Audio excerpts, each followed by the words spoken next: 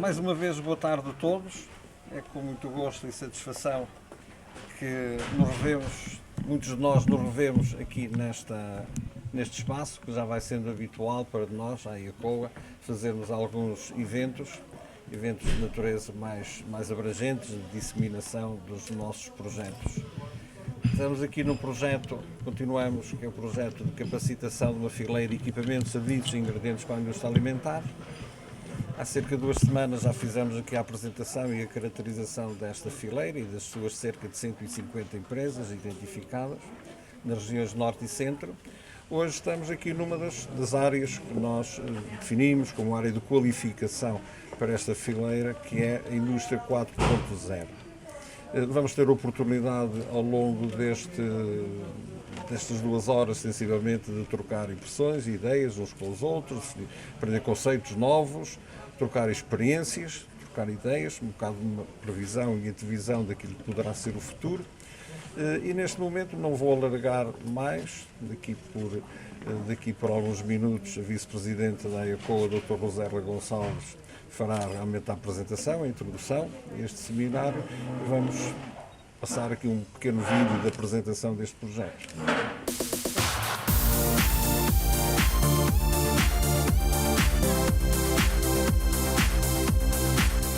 O QualifiTech visa promover a especialização inteligente da fileira equipamentos, serviços e ingredientes para a indústria alimentar. Este objetivo será concretizado através do reforço das competências do cluster em áreas centrais de inovação e qualificação, contrariando a existência de cadeias de valor fragmentadas para o posicionamento internacional. O projeto destina-se a atividades agregadoras da fileira, nomeadamente à fabricação de máquinas e equipamentos, de reservatórios e recipientes metálicos, ingredientes, condimentos e temperos e ainda a serviços especializados de média alta intensidade de conhecimento para a indústria alimentar. Este projeto é promovido pela Associação Empresarial do Concelho de Oliveira das Mães, em parceria com a Associação Empresarial de Águeda e alinha diretamente com a Estratégia Nacional de Especialização Inteligente no domínio prioritário Sistemas Agroalimentares. O QualifiTech prevê operacionalizar um vasto conjunto de ações no âmbito de 3 áreas centrais de inovação e qualificação: Indústria 4.0, Economia Circular e Sustentabilidade, Financiamento e Mercado de Capitais. O propósito deste projeto consubstancia-se na execução destes e de outros objetivos operacionais, cujo produto final concorrerá para o sucesso da operação.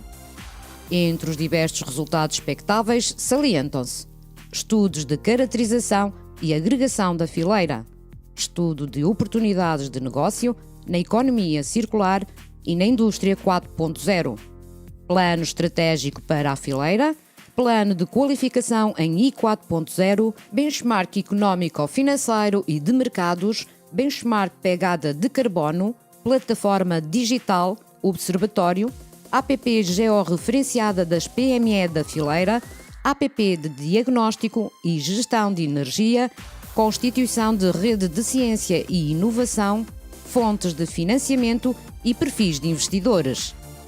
A área de abrangência do projeto assenta no norte e centro do país, com centralidades no Entre Douro e Voga e no Baixo Voga, o que legitima a parceria das entidades promotoras com sede em Oliveira das Mães e em Águeda. O QualifiTech é financiado pelo Portugal 2020 no âmbito do Programa Operacional Competitividade e Internacionalização, no montante de 678.179,55 €, dos quais mais de 576.000 € são provenientes do Fundo Europeu de Desenvolvimento Regional. Vamos ter aqui hoje um painel de 3 apresentações que eu chamo para a mesa, agradeço a presença e chamo para a mesa o Rui Rebelo, do UNESCO-Tec, Daniel Afonso, da Escola Superior Aveiro Norte, e Joel Vasco, do Inova-UNESCO. Para a mesa, e a vice-presidente da IACOA, a doutora Rosélia Gonçalves. Quero ocupar.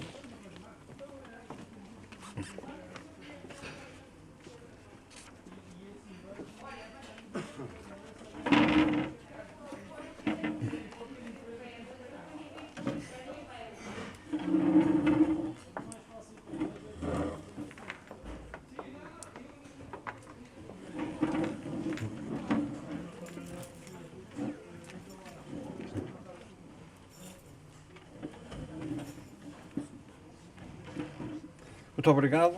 E agora dava então a palavra a Rosélia Gonçalves para dar umas palavras em representação da direção da Associação Empresarial do Concelho de Oliveira das Meios.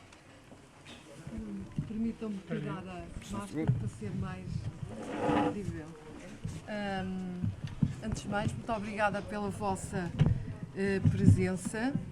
Queria também apresentar a mesa com os cumprimentos para o engenheiro Pinto Moreira, diretor executivo da AECOA, o Dr. Miguel Coelho, que é o secretário-geral da Associação Empresarial de Águeda, não sei se ele está presente, não está. O engenheiro Rui Rebelo, coordenador do Centro de Engenharia dos Sistemas Empresariais do Instituto de Engenharia e Sistemas Computadores do INESCTEC, o engenheiro Daniel Afonso, o engenheiro José Vasco e ao engenheiro Joel, peço desculpa, o engenheiro Diamantino e às nossas empresas convidadas, a Fluidotrónica, Esfera Crítica e Metalogande. Portanto, a todos o meu muito boa tarde. Quero agradecer a vossa presença. Como sabem, este projeto visa promover de forma a especialização inteligente da fileira dos equipamentos, serviços e ingredientes para a indústria alimentar e reforçar as respectivas competências ao nível da inovação e da qualificação e perspectivar um posicionamento industrial. Este projeto, tal como outros anteriores, conta com a parceria da Associação Empresarial de Águeda, o que para nós é muito importante e gratificante. Gostando ou não, estamos num mundo novo no que diz respeito à comunicação. E para sabermos mais sobre esse tipo de assunto, temos aqui hoje um painel de especialistas, de convidados, que vão certamente esclarecer-nos sobre esta matéria. Portanto, não me alongo mais, espero que gostem do seminário e que tirem o melhor proveito dele. Portanto, muito obrigada pela vossa presença. E passo a palavra. E agora passaríamos a palavra ao Dr. Rui Rebelo. Em primeiro lugar, agradecer o convite para estar aqui presente. Eu faço parte do INESCTEC e preparei uma apresentação.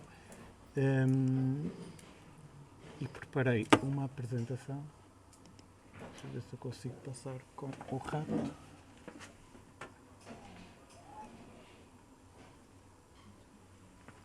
Preparei uma apresentação que está dividida nestes tópicos. Portanto, apresentar o INESC em primeiro lugar, uma breve apresentação para perceberem que tipo de investigação é que nós fazemos e como é que transferimos essa tecnologia para a indústria. Depois, alguns conceitos sobre a indústria 4.0 e trago 3 projetos que foram desenvolvidos com o INESC e com a indústria, um na área da logística, outro na área do Digital Twin e, por último, um relacionado com RFID, portanto, tudo que está... como aplicar esta tecnologia, como tirar partido desta tecnologia, tornando os produtos ainda mais inteligentes. E depois, por fim, falar um pouco do que é a metodologia para a digitalização da indústria. Também partilhar com vocês, depois de vermos estes desafios, como é que conseguimos lá chegar, qual é que serão as boas práticas.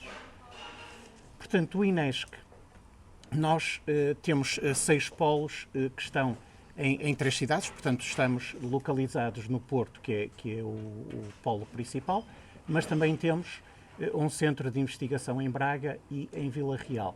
Portanto, o INESC é uma instituição privada sem fins lucrativos. Isto quer dizer que tudo o que o INESC consegue realizar em termos de proveitos reinveste novamente na investigação. Também temos 19 laboratórios, Um dos laboratórios é precisamente dedicado à parte da indústria, onde fazemos todos os protótipos e as experiências.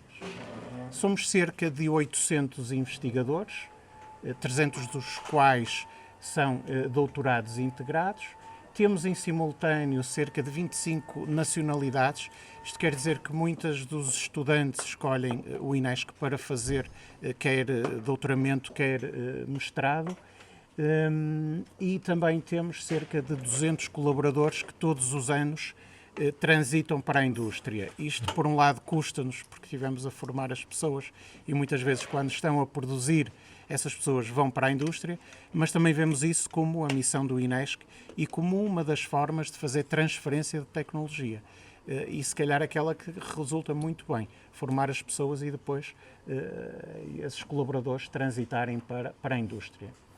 Como é que nós nos apresentamos? Apresentamos-nos em 5 clusters, um dedicado à agrofood, portanto temos aqui todos os centros de investigação estão, todos os resultados dessa investigação são depois, através de um tech agrofood, passado para a indústria. Temos outro tech dedicado à parte da energia, à parte da saúde, à parte da indústria do qual eu faço parte e do mar. Das áreas de investigação que nós desenvolvemos no INESC, aquelas que estão mais relacionadas com a indústria 4.0 e que hoje vamos abordar neste seminário, estão relacionadas com a computação, com a inteligência artificial, todo o desenvolvimento de software e depois também tudo o que está relacionado com a parte industrial, nomeadamente a digitalização dos processos, a otimização dos processos industriais, toda a parte de gestão industrial e robótica, quer a robótica na parte da manipulação, quer a robótica móvel, tudo o que tem a ver com a logística interna. Estas são algumas das áreas que se enquadram com o tema hoje deste seminário. No que diz respeito à indústria 4.0, nós de facto já atravessamos três revoluções industriais e estamos agora a atravessar a 4ª revolução industrial. Até à 3ª revolução industrial, aquilo que nós verificamos é que muito do que foi feito está relacionado com a incorporação de novas linhas de produção, a incorporação de novos equipamentos, novas automações. Foi muito esta transformação que aconteceu até à indústria 3.0. No que diz respeito à indústria 4.0, aqui estamos a falar muito de informação e como utilizar esta informação para tornar as nossas organizações, os nossos serviços, os nossos sistemas produtivos ainda mais eficientes. Como é que é possível, através destes dados, tornar os processos ainda mais eficientes? Daí se falar que a indústria 4.0 está muito relacionada com os dados. E, de facto, eu gosto desta frase, a informação é a base da 4ª revolução industrial. E nós estamos a fazer o quê? Nós estamos a sensorizar os equipamentos ainda mais para conseguir extrair informação e para conseguir gerar valor a partir dessa informação. Gerar informação e guardar informação por guardar não resulta em nada. Agora, a capacidade depois de analisar esses dados e gerar valor e informação útil para a tomada de decisão, isso sim estamos a falar na 4ª revolução industrial. Temos aqui um exemplo do IoT e do IoT, portanto o Industrial Internet of Things e o que é o IoT. Eu gosto deste vídeo porque aqui vemos a diferença entre os dois termos. Quando estamos a falar em IoT, estamos a falar da parte industrial, estamos a falar de sensorização dos equipamentos, recolha desses dados, que normalmente é feita por um sistema de automação, que depois essa informação, quando já está tratada, é enviada para uma cloud para ser analisada. Quando estamos a falar de IoT, estamos a falar de alguns sensores que são instalados, que até conseguimos implementar algumas regras, como fazemos em casa, por vezes, conseguimos desligar uma tomada, ligar uma tomada, ter uns sensores, até uns alarmes, mas o IoT tem esta aplicação. Quando estamos a falar do IoT, É o mesmo conceito, mas aplicado à área industrial. E aqui temos um exemplo do que é um sistema ciberfísico. Temos um equipamento sensorizado, estamos a recolher os dados, estamos a colocar na cloud, estamos a processá-los, estamos a apresentar e a gerar valor e estamos a fornecer dados para uma tomada de decisão. Esta tomada de decisão fecha o ciclo quando esta informação que foi tratada e processada por alguém, e pode ser um sistema autónomo, pode ser um operador, é utilizada para influenciar o processo, para o tornar ainda mais eficiente. Pode ser em termos de produção, ser mais eficiente, pode ser em termos ambientais, gastando menos energia. Depois o campo de aplicação é bastante vasto. E uma forma de nós percebermos se a nossa organização está na indústria 4.0 ou se está na 3.0 ou na 2 ou na 1, uma escala bastante interessante que temos utilizado quando fazemos avaliação de maturidade é esta. Como é que esta escala está criada? Portanto, a indústria 3.0 é considerada a parte da informatização e conectividade, portanto, houve muita automação industrial, houve muita informatização e embarque de sistemas nas máquinas. Entramos na indústria 4.0 quando temos, por exemplo, visibilidade. O que é visibilidade? É conseguir responder à pergunta o que é que está a acontecer. Quando nós estamos numa organização e conseguimos, através de dashboards e através de informação, dizer o que é que está a acontecer neste momento na nossa organização, nós já estamos a recolher dados, a processar dados e a gerar valor para perceber como é que estamos. Quando estamos num nível de transparência, já conseguimos perceber porque é que está a acontecer. E aqui percebemos, por exemplo, que não atingimos o OEE de uma determinada máquina, não conseguimos atingir os 60%, os 70%, os 80% que estão definidos, e conseguimos perceber as causas. Ou porque tivemos muito setup, ou porque tivemos pouco setup, ou porque a máquina esteve desligada. Na visibilidade, nós conseguimos saber que a eficiência daquela máquina foi 80%. Mas quando estamos a falar de transparência, já conseguimos perceber porquê que foi 80%. E vamos conseguir intervir para não voltar a acontecer e atingir os objetivos. Se estivermos a falar neste nível de previsibilidade, nós aqui já conseguimos antever o que é que vai acontecer. E sabemos que é uma máquina que vai ter um problema e vamos antecipadamente intervir para que aquele problema tenha um impacto menor. Ou então um determinado material que deveria ser entregue e que não vai ser entregue, nós conseguimos perceber e vamos preparar todo o trabalho para que aquele material que sabemos que não vai ser entregue tenha menor impacto na nossa cadeia logística. E hoje muito se fala de toda a cadeia de logística que está completamente desregulada. Portanto, as empresas cada vez mais querem antever o que é que vai acontecer. Não vou receber este material, como é que eu vou pôr as pessoas a trabalhar e como é que eu vou ter a minha organização a trabalhar sem ter, com estes acontecimentos que agora são bastante adversos. E depois o nível mais alto de adaptabilidade, que é a capacidade da organização se reinventar e se readaptar para fazer face a estes desafios. E em termos de roteiro da indústria 3.0 para a indústria 4.0, aquilo que nós aconselhamos é que as empresas devem ter, de facto, uma estratégia, devem ter um roadmap, devem ter definido que passos é que vão ser dados para atingir um determinado objetivo. Porque se esses passos forem dados a vulso e desligados uns dos outros, vai ser muito mais difícil, vai demorar muito mais tempo e vai custar muito mais dinheiro. Por isso é que aconselhamos que, de facto, cada empresa deve fazer o seu roteiro. Não têm que ser todos iguais e cada empresa está à sua velocidade, mas é importante ter uma estratégia para a digitalização.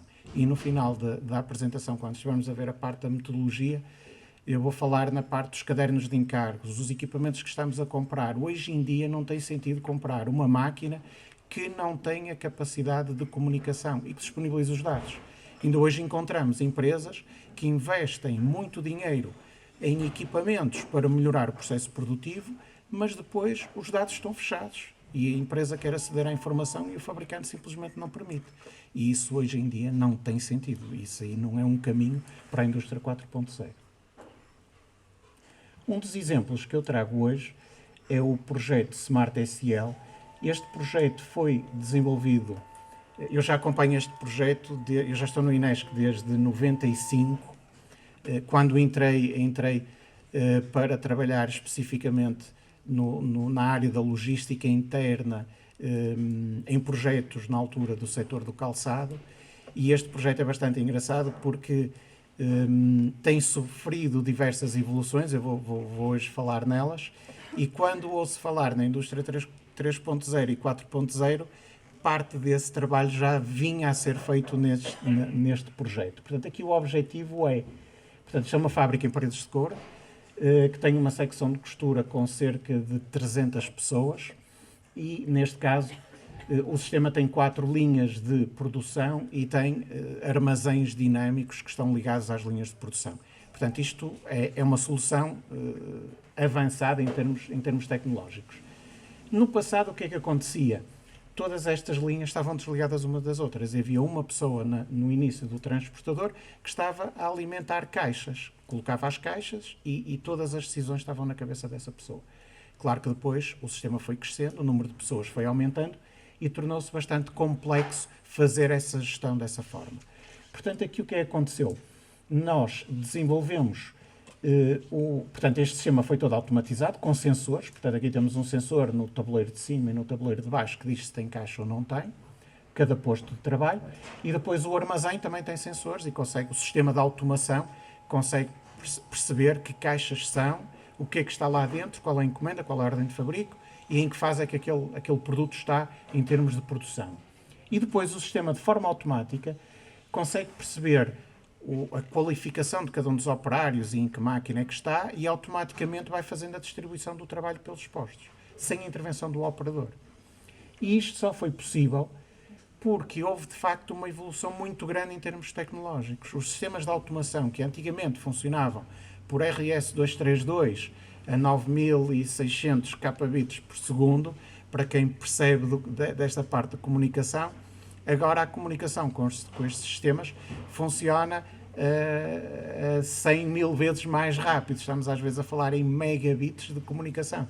Portanto, passou a ser possível extrair esta informação para sistemas que estão fora, que têm algoritmos avançados de tomada de decisão e que depois o tal digital twin, que diz, é uma representação digital de toda a linha de produção, que depois toma decisões em tempo real e essa decisão é passada para o sistema e vai dizer o que é que cada operador vai fazer de seguida.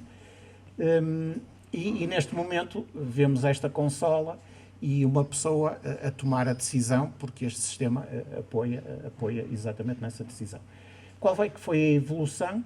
Portanto, antigamente tínhamos estes sistemas a funcionar por RS-232, depois foi possível colocar Ethernet, comunicação de alto débito, esta informação está na cloud, temos a representação digital do sistema e com isto foi possível criar regras de despacho mais avançadas, gamas operatórias em grafo, monitorização, manutenção preditiva e a ligação ao sistema de informação. Portanto, hoje em dia temos o digital twin da linha com a informação precisa do que é que está em cada ponto e com isto é possível tomar decisões e tornar o sistema ainda mais eficiente e conseguir manter uma fábrica de mão de obra intensiva em Portugal, porque de facto só assim é que consegue ser competitiva com empresas de países de mão de obra mais barata. Claro que o objetivo final é o aumento de produção, redução de estoque, conseguir cada vez mais ter marca própria, produtos de valor acrescentado, maior valor acrescentado, que obrigam a um mix de produção muito maior, e isto tudo só se consegue de facto com sistemas que apoiam os operadores na sua tomada de decisão e só com a indústria 4.0 e a digitalização. Outro exemplo que trago hoje é o chamado Digital Twin, portanto também um exemplo de representação digital dos processos reais. O Digital Twin não é mais do que sensorizar um processo, extrair esses dados, ter esses dados de uma forma digital, o mais fiel possível, descrição em tempo real do processo, para depois conseguir tratar estes dados e apoiar a decisão. Um dos exemplos foi com o IKEA, aqui em Passos de Ferreira, e o que é que foi feito? Portanto, em computador foi feita uma simulação de toda, por acaso esta fábrica é na Eslováquia, e o que é que o IKEA faz nesta fábrica? Faz os saquinhos que nós vemos quando compramos um produto do IKEA, com as buchas, os parafusos que vêm dentro de um saquinho com uma embalagem. Portanto, eles nesta fábrica recebem estes produtos de forma separada, depois vão para um armazém dinâmico.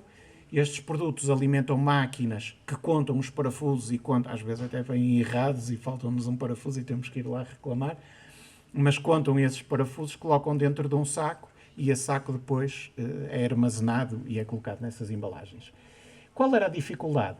Como é que este sistema é automático, tem AGVs. AGVs são os veículos autónomos que fazem o transporte da mercadoria e asseguram toda a logística interna.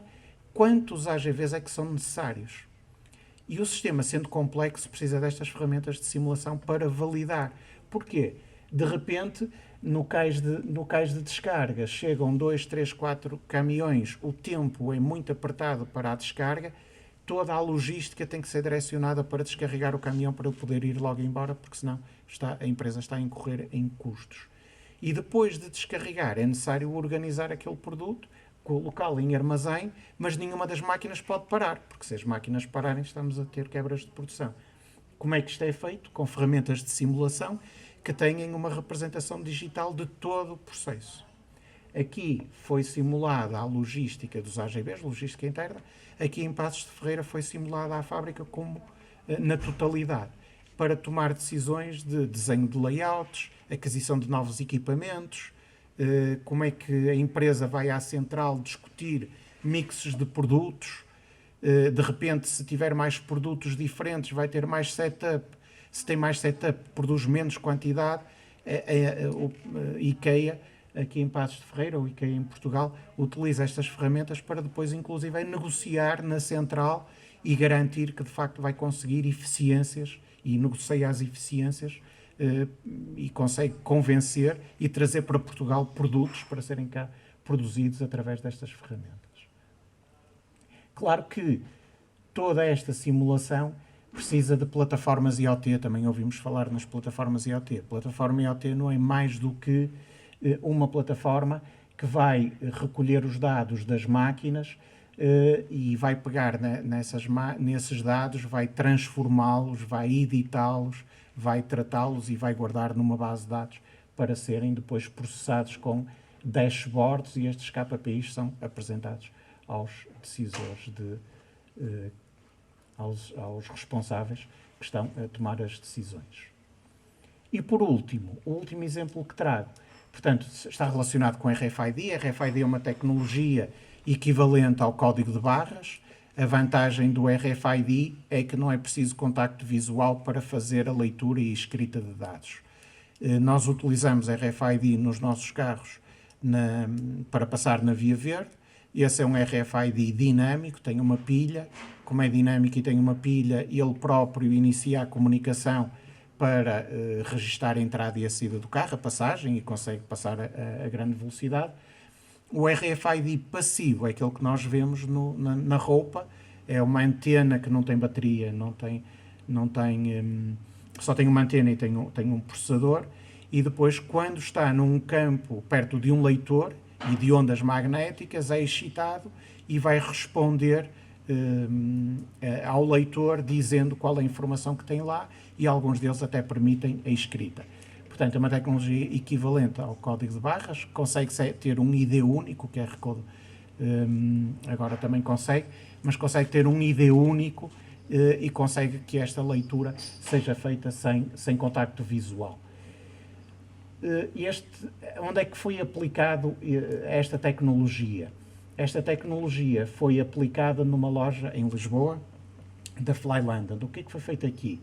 Os sapatos têm RFID, e as lojas da Forever ainda continuam a utilizar o RFID. Se virem nas caixas do sapato, ainda têm o RFID. Aqui foi colocado no sapato, portanto, o cliente, quando entra na loja e pega num sapato numa estante, e esse RFID diz qual é o modelo qual é o modelo daquele sapato, o cliente, quando calça o sapato e vai experimentar o sapato, há um conjunto de leitores que não identificam o cliente, claro, mas identificam aquele modelo e vão automaticamente criar uma experiência ao cliente. E vão projetar, se tem uma sandália, vão projetar imagens de uma praia, se tem uma bota, vão projetar imagens, por exemplo, do outono, e o próprio cliente vê-se inserido num vídeo. Portanto, estamos a falar aqui também de um segmento médio-alto. O cliente tem esta experiência, o que é que o negócio ganha com isto? O que ganha é que sabe que aquele sapato foi experimentado e sabe se foi traduzido numa venda ou não. Se não foi traduzido numa venda, isto quer dizer que alguma coisa está mal. Ou o preço está alto, ou o cliente não ficou satisfeito com aquele cliente. E rapidamente a cadeia logística vai reagir a estas reações. Como é que funcionava antes de RFID? Só com o talão de venda é que se consegue perceber o que é que está a acontecer. Temos que esperar pela venda para perceber se o produto foi vendido ou não. Mas se foi experimentado e não foi vendido, isso era informação que não existia antigamente. E esta tecnologia que torna o produto mais inteligente permite, por exemplo, melhorar o tempo de reação e conseguir que toda a rede logística funcione melhor. No caso da parte produtiva, o RFID foi colocado no sapato. Onde é que teve grande impacto? Os processos antigamente, que aqui estão, isto é o processo antigo, está preto e branco, portanto, antigamente era necessário abrir todas as caixas e fazer a leitura do código de barras para se saber que produto é que estava em armazém. Só depois de sabermos o produto que está em armazém é que sabíamos o que é que faltava nas lojas e fazia-se a distribuição do produto às lojas. E isto era um processo que demorava muito tempo, 2, 3 semanas para descarregar um contentor e ter a mercadoria toda em armazém corretamente identificada.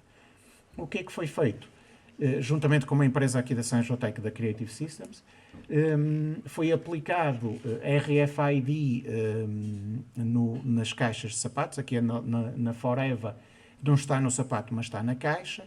E estes sapatos vêm da China, Índia, são produzidos tipicamente fora de Portugal, mas quando é colocada a encomenda, é impressa uma etiqueta no destino, perto do subcontratado, com o RFID, o subcontratado produz, coloca na caixa e o artigo já vem identificado. Não é necessário abrir a caixa para perceber o que é que vem lá dentro. O que é que vamos ver agora? Vamos ver já no vídeo que quando chega uma tarifa, que é uma caixa tipicamente com 12 pares de sapatos, vai passar num túnel e automaticamente é lida toda a informação que está dentro da caixa. Se temos uma loja que precisa de artigos porque está com um estoque mais reduzido, automaticamente sai uma etiqueta Chronopost que é colocada, acho que aqui era Chronopost, é colocada na caixa e passa de seguida o carro da transportadora, pega na caixa e leva para a loja. Conseguiu-se reduzir de 2, 3 semanas a descarga de um contentor para poucos minutos, porque basta passar a caixa e automaticamente o sistema reage. Quanto à metodologia, por último, Indústria 4.0 não é deitar as máquinas fora e comprar novas. Não é reformular completamente o parque de máquinas, não. Indústria 4.0 é olhar para os equipamentos e alguns deles fazer retrofitting. Alterar o sistema de automação, dotá-lo de mais sensores, mas o equipamento, a maior parte das vezes, não é necessário substituí-lo na totalidade. Isto é feito num processo a maior parte das vezes, bastante simples. Se é possível aceder à máquina, acede-se à máquina e recolhe-se os dados. Se não é possível, sensoriza-se a máquina de forma paralela. O que é que se pretende? Que os fluxos de informação para o chão de fábrica, que normalmente são gamas operatórias, ordens de fabrico, parâmetros de máquina, consigam fluir através de uma arquitetura Indústria 4.0 e depois o inverso, que são as produções, os consumos, as variáveis de processo, fluam em sentido inverso para os sistemas MES, os sistemas ERPs conseguirem armazenar estes dados e guardá-los. O que é bastante importante quando uma empresa entra num processo de digitalização? Como disse no início, definir uma visão, ter aqui um objetivo muito claro do que é que pretende, fazer o levantamento da situação atual, definir o que é que vai ser esta arquitetura que vai garantir que os dados vão fluir entre as máquinas e os sistemas de informação, definir um plano de ação e cadernos de encargos. E aqui volto outra vez à questão dos cadernos de encargos. Hoje em dia, quando se compra uma máquina, vão as especificações que normalmente tem, que é quantas peças tem que fazer, o que é que a máquina tem que produzir, que operações é que deve lidar, mas é necessário acrescentar nos cadernos de encargos que os dados têm que estar disponíveis para a organização tratar esses dados. Caso contrário, nós compramos uma máquina, até melhoramos o processo, mas depois impedimos a tal indústria 4.0 e este tratamento de informação que é fundamental para depois otimizar o processo e integrar. Depois, processo consulta aos fornecedores, baseado naqueles cadernos de encargos, e depois teste e validação da solução. Portanto, a indústria 4.0 está aí e não é complexa e não é difícil de atingir. Com uma boa estratégia, certamente que as organizações conseguirão fazer este percurso. Muito obrigado pela vossa atenção e estou disponível depois para as questões que surgirem.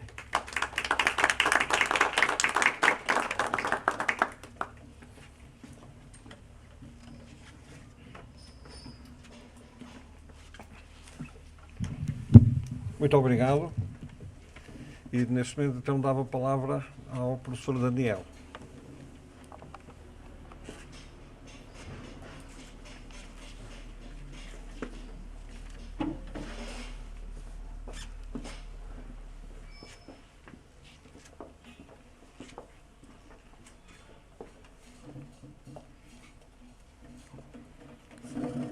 Está já aqui o fecheiro. Está, penso que está no ambiente de trabalho.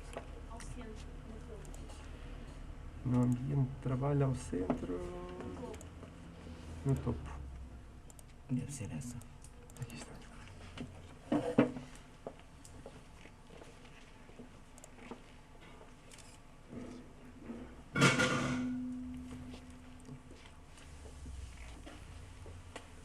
Portanto, muito boa tarde. Antes de mais, quero também agradecer à ECOA pelo convite para estar aqui presente a partilhar alguma informação hoje.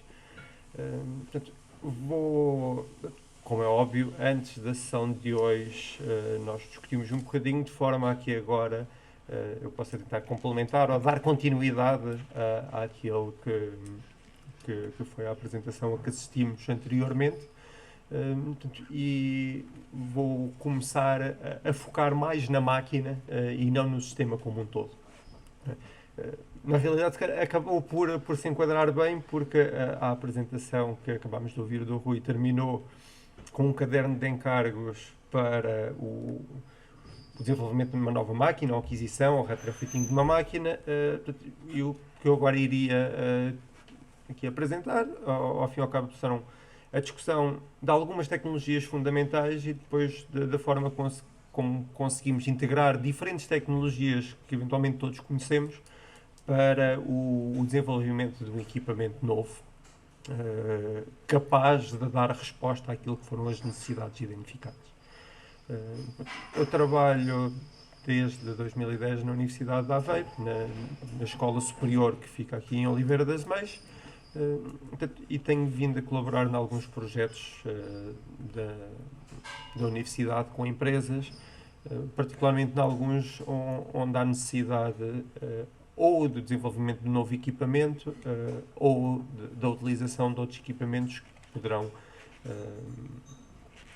implicar a sua instrumentação ou a sua sensorização. Portanto, iria começar por falar um bocadinho de tecnologias que estão completamente implementadas no mercado, de alguns sistemas emergentes que resultam um bocadinho da combinação de diferentes tecnologias, mas com as quais a grande maioria das pessoas que estão ligadas à indústria da produção já convivem e, por fim, depois de algumas novas oportunidades que vão surgindo, também já estão disponíveis, mas que ainda são menos utilizadas. Portanto, um enquadramento muito rápido, porque será sobre as tecnologias que já todos conhecemos. Tipicamente, um projeto de equipamento atualmente é sempre feito baseado em software CAD. Portanto, isso permite-nos um processo iterativo de desenvolvimento, permite-nos a criação de várias configurações para as mesmas peças ou para o mesmo equipamento. E quando temos sempre a mesma tipologia de produto, permite-nos depois dar mais rapidamente resposta e fazer uma segunda geração ou uma segunda versão que difere ligeiramente da primeira de uma forma mais acelerada. Permite-nos compatibilizar o sistema, todo o desenvolvimento do equipamento com o sistema produtivo depois das peças, ter uma base para portanto, a geração de documentação técnica do equipamento que estamos a desenvolver e compatibilizar também com o sistema de ERP para a gestão do projeto, para a implementação desse equipamento. Paralelamente, os sistemas de automação e controlo estão mais do que implementados no sistema. Portanto, sem eles seria praticamente impossível garantir níveis de produtividade, de produção, de autonomia de equipamentos, garantir a repetibilidade dos sistemas e mais do que isso, simplificar o interface entre o operador e o processo que está a ser feito. Portanto, processos esses que são muito complementados com robótica e manipulação, que acaba por ser, na maior parte dos casos, comprado como quase um produto-chave na mão, mas que precisa de ser depois integrado numa solução maior para a automatização de alguns processos. Muito associado ou no seguimento daquilo que estávamos ainda agora a ouvir sobre a indústria 4.0, há toda uma necessidade de instrumentação e de monitorização. Parte dessa instrumentação está dentro da máquina para poder fechar um ciclo de controlo, para poder garantir o próprio funcionamento desse equipamento, mas outra poderá servir para tirar informação de um determinado equipamento e passá-lo para um nível superior, para conseguir fazer o acompanhamento da produção e no limite, levar a melhorias na gestão de equipamentos, na organização de uma linha de produção e, eventualmente, na programação de operações de manutenção. Ao mesmo tempo, todas estas tecnologias estavam só quase do lado do projeto de uma máquina ou de um projeto de equipamento, apesar de muitas delas terem depois outras aplicações, mas ao mesmo tempo que isto acontece, houve muitos desenvolvimentos na área de cloud computing e de inteligência artificial, que permitem uma grande rapidez e grande fluxo de partilha de dados, portanto, e acesso a esses dados, a backup de informação, permite acesso remoto a máquinas físicas que estão longe de nós, ou permite a criação de máquinas virtuais que representam um bocadinho aquilo que é a máquina física que está em algum espaço. Permite a utilização de aplicações remotas. Portanto, eu deixo de precisar de ter comigo tudo o que é o software que quero utilizar. Posso utilizar, portanto, o software que está no sítio distinto, quer ao nível de aplicação de end user, quer ao nível de aplicação de desenvolvimento. E, para além disso, permite a implementação de algoritmos maioritariamente baseados em inteligência artificial para fazer o processamento dessas grandes quantidades de dados. No limite, para o utilizador final, podem funcionar quase como uma caixa negra, mas que nos dão informação que poderá ser útil para a tomada de decisão. E esta breve introdução descrevi aqui estes 5 conjuntos de tecnologias que serão do conhecimento a partir de todas as pessoas que estão na sala. Portanto, os sistemas emergentes que agora acabam por surgir e que acabei por escolher para apresentar, porque são aqueles que podem ser mais interessantes para uma nova implementação, resultam da combinação de vários conceitos aqui referidos. Um deles será a utilização de sistemas CAD baseados na nuvem. Se até agora a grande maioria das empresas que utilizavam sistemas de CAD faziam a aquisição e depois os sistemas de manutenção das licenças anuais, o que implica depois a compra de um computador que tenha capacidade de processamento para conseguir trabalhar com esse sistema. Existem neste momento alguns softwares em oferta que têm um conceito de funcionamento ligeiramente diferente, nomeadamente baseado em cloud computing. Portanto, eu deixo de precisar de ter um software instalado no computador. Portanto, em termos de funcionamento para o utilizador, ele é muito próximo, mas softwares como o OneShape ou como uma das edições do Fusion 360 permite uma instalação remota, portanto, num servidor, numa máquina com boa capacidade de processamento, portanto, e o utilizador do software faz esse acesso remoto, portanto, vai ter acesso a uma melhor máquina para trabalhar. Em termos de licenciamento, tem condições financeiras normalmente mais interessantes do que os sistemas CAD convencionais. Traz mais potencialidades para trabalho colaborativo, quando temos várias pessoas a trabalhar no mesmo projeto. Mais potencialidade para melhor gestão de informação.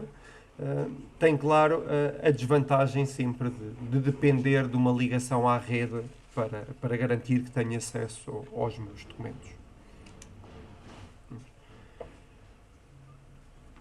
Ainda relacionando os vários conceitos com o cloud computing e com os sistemas de inteligência artificial e ligando os sistemas clássicos de automação e os sistemas clássicos de robótica ao cloud computing, conseguimos ter o potencial para o desenvolvimento de equipamentos mais complexos. Conseguimos integrar vários sistemas num único, portanto, trabalhar com algoritmos baseados em inteligência artificial para garantir a compatibilidade de 2 ou mais robôs na mesma aplicação, para o desenvolvimento de protocolos de comunicação mais rápidos e que permitam compatibilizar diferentes equipamentos que à partida falariam em línguas distintas, e além disso aplicar esses algoritmos para operações muito concretas, como por exemplo operações de visão artificial, para depois tomar a decisão em controle de qualidade, ou mesmo para operações de montagem, para a geração de trajetórias complexas. Portanto, há uma série de ferramentas que conseguimos utilizar graças à distribuição da computação.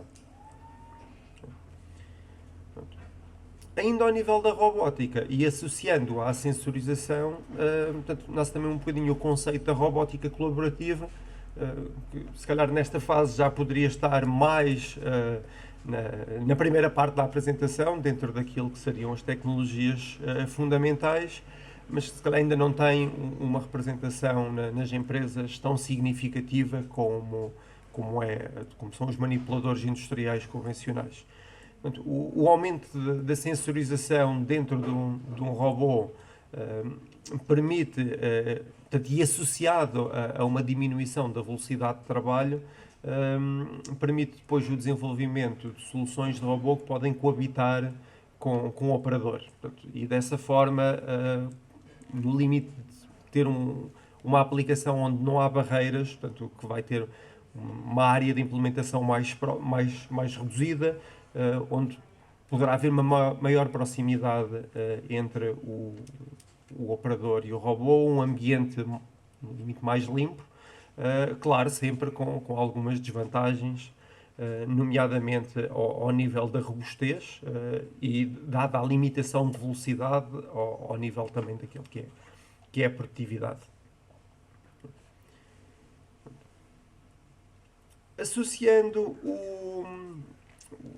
a sensorização, portanto, e este tópico vai muito ao encontro daquilo que acabámos de ouvir na apresentação anterior, mas, associando toda a sensorização, não só de um equipamento, mas do conjunto de equipamentos, ou recolhendo essa informação e guardando essa informação para que possa ser processada, abre-se também o potencial para uma previsão de anomalias no sistema produtivo, numa peça, e mais do que a previsão de anomalias, a identificação da sua origem, portanto, tentar perceber quais são as falhas, porque é que essas falhas estão a ocorrer e, no limite, como as contornar.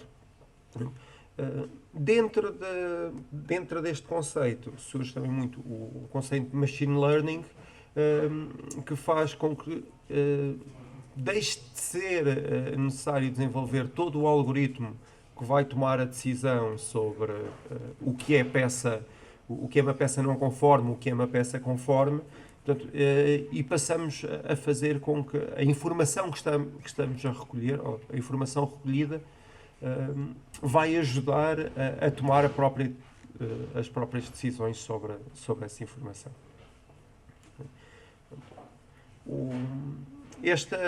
Esta mesma característica vai poder ajudar a fazer uma melhor manutenção preditiva, porque se conseguimos saber com antecedência quando é que é expectável que um determinado componente de um equipamento falhe, conseguimos planear a sua aquisição, planear a operação de manutenção antes da falha.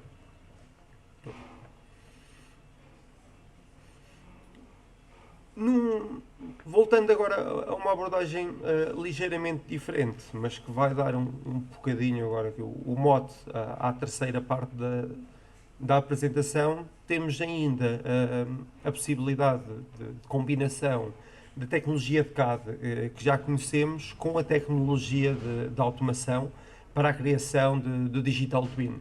Portanto,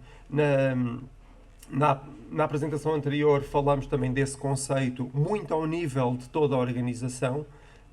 Eu agora vou apresentar, até na secção seguinte, muito o conceito de Digital Twin ao nível da máquina.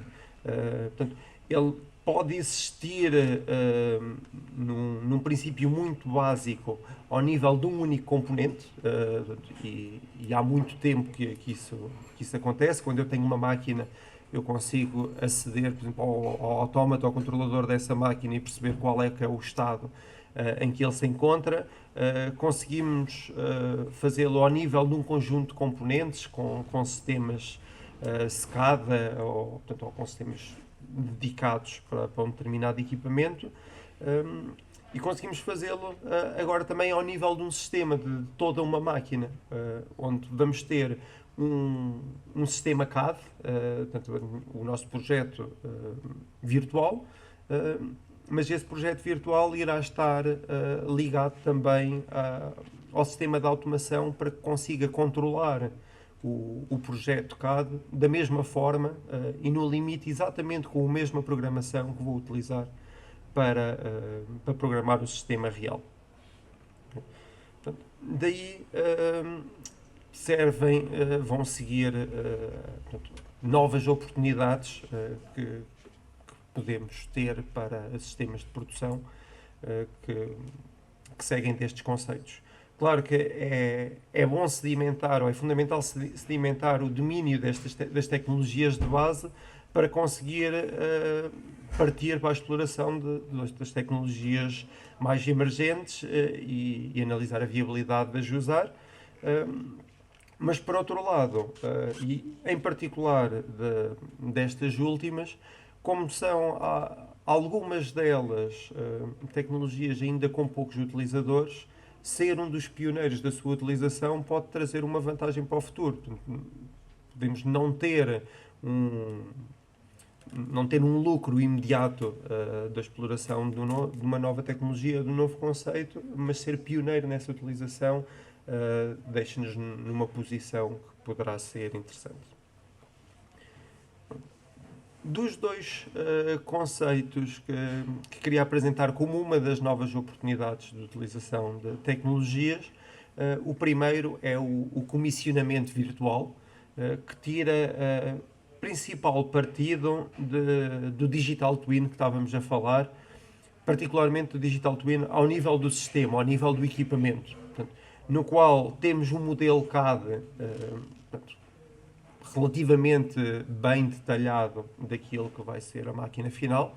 Em alguns casos, claro que poderá ser simplificado de forma a fazer com que seja menos pesado computacionalmente, nomeadamente a complexidade de geometrias que não sejam relevantes para o sistema cinemático, para a dinâmica do equipamento, para o seu funcionamento.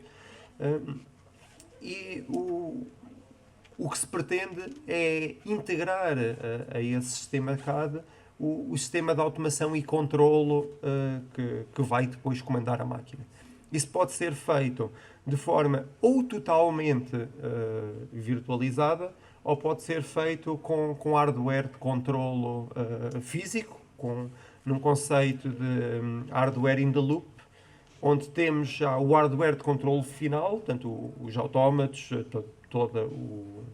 autómatos ou computadores industriais, a solução de controlo que tivermos, ligada ao ambiente virtual para o controlar.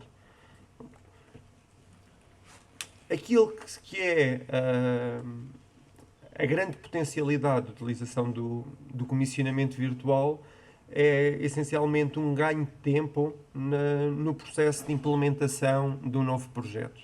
Enquanto tipicamente a partir de um caderno de encargos é definido o conceito de funcionamento para uma máquina, é feito depois o projeto detalhado, a aquisição e a montagem do equipamento, e depois dessa aquisição e montagem é iniciado o processo de comissionamento, onde a máquina é programada, são feitos os testes. Por vezes esse processo implica algumas iterações para voltar ao projeto, o que pode levar a necessidades de reformulação da lista de materiais.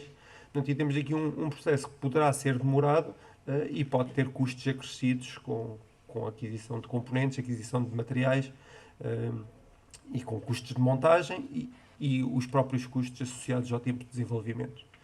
O conceito de comissionamento virtual, que por um lado traz uma tarefa adicional, que é de preparar o modelo CAD, para além de preparar as peças para produção, prepará-lo para que possa ser testado virtualmente, mais do que apenas para simulação, para conseguir integrá-lo com o sistema de programação do meu equipamento, vai-me dar depois a possibilidade de antecipar esse comissionamento. Ainda antes da compra de todos os componentes mecânicos e componentes de automação, eu posso começar a fazer o desenvolvimento de software e posso começar a testar o software que vai ser depois implementado, e dessa forma consigo validar o projeto, consigo fazer com que o projeto seja mais rápido, e após a aquisição e montagem do equipamento, o comissionamento físico final será certamente mais acelerado. As grandes vantagens então que temos será de possibilitar desenvolver e verificar as sequências de operação de uma máquina, portanto, o mesmo código desenvolvido para a máquina física pode ser corrido na máquina virtual. Conseguimos prever colisões que possam ocorrer no equipamento e dessa forma corrigir problemas de projeto. Temos o potencial para conseguir gerar trajetórias de movimento mais complexo, nomeadamente incluindo soluções de campo para geração de trajetória e programar e testar essas trajetórias portanto, no ambiente virtual. Por exemplo, operações, para contextualizar também um bocadinho, um dos projetos com que estamos a trabalhar neste momento implica a utilização de robôs manipuladores industriais para operações de tratamento térmico com laser e de deposição de pó metálico e fusão de pó metálico localizado com laser. E à medida, para geometrias muito simples, isso não é um problema, mas à medida que a geometria se torna mais complexa, o posicionamento do braço robô pode levar a colisões com a peça em que vamos trabalhar. E quando estivermos a trabalhar em peça única, torna-se bastante relevante fazer primeiro toda a programação e teste em ambiente virtual antes de passarmos para o ambiente real, já com certeza de que vamos ter uma probabilidade de sucesso muito próxima dos 100%. Esta verificação de erros tem depois também uma potencial vantagem para a utilização de ferramentas de comissionamento virtual. E depois, após a entrada de máquina em operação, há outros dois potenciais, que será o treino de operadores para aquele equipamento. Portanto, tanto pode ser o treino do operador antes da máquina estar terminada, ou pode ser o treino do novo operador para a máquina que já está em funcionamento, sem ter de interromper a produção para a formação possa ser dada. E esse mesmo trabalho de desenvolvimento de todo esse gêmeo digital pode servir depois para, de forma digital, monitorizar a máquina real e, ao mesmo tempo, ser utilizado para conseguir testar alterações ao ciclo de trabalho, para tentar otimizar tempos, sem ter, para isso, avançar para pausas no sistema produtivo.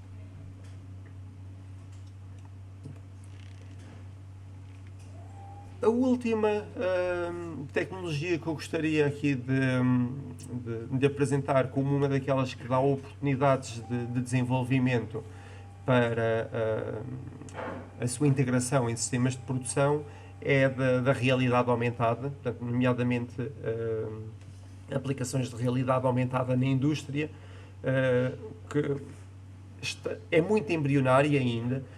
Houve muito recentemente, há cerca de um mês, um dos principais simpósios nacionais desta área, com a Associação de Realidade Virtual e Aumentada, e há referência a que há ainda apenas pouco mais de 100 empresas em Portugal que estão a trabalhar com tecnologia de realidade aumentada. E se calhar é uma daquelas áreas em, como estava a dizer, apesar de que, e faço agora algumas das potencialidades que vou descrever, mas apesar dos lucros instantâneos poderem ser, não são tão visíveis, mas o ser pioneiro na sua utilização poderá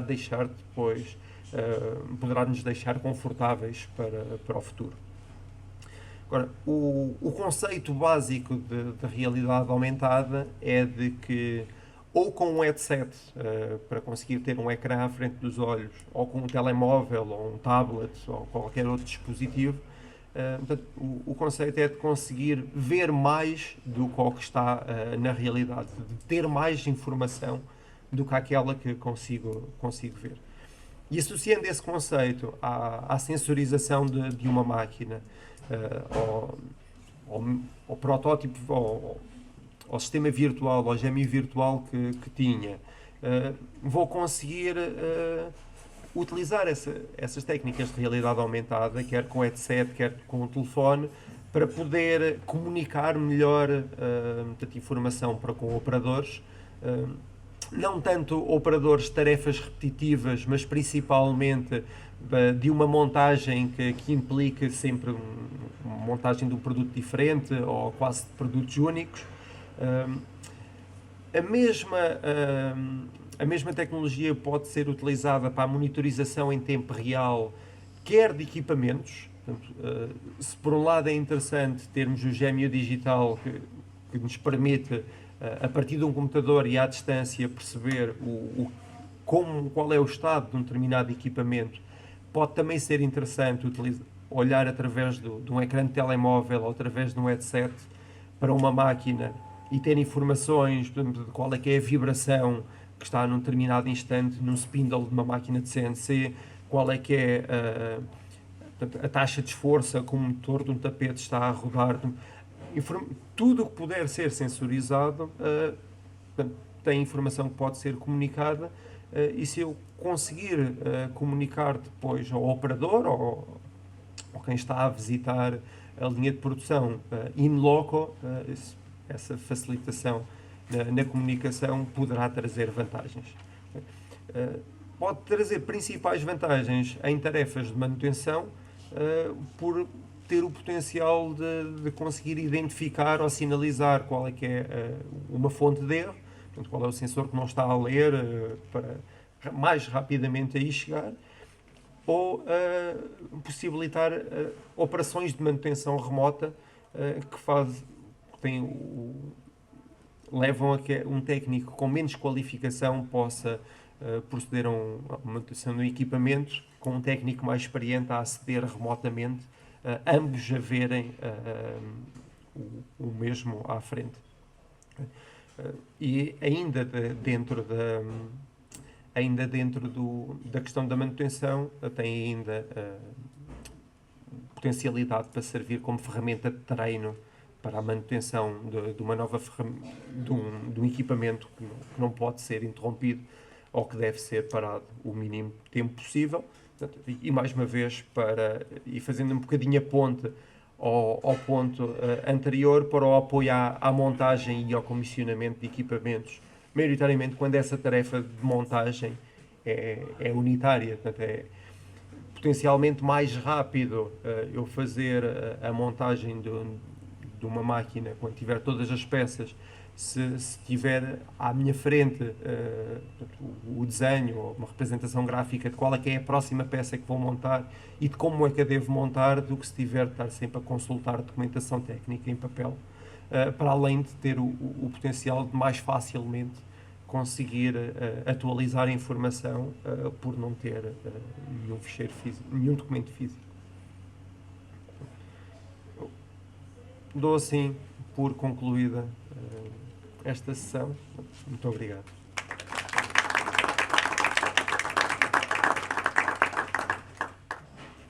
Bom, aqui, aproveitando este tempo, e que não o fiz no início, devia ter feito, mas vou agora tentar reparar aqui um pequeno lapso, que foi fazer uma apresentação sumária dos nossos convidados.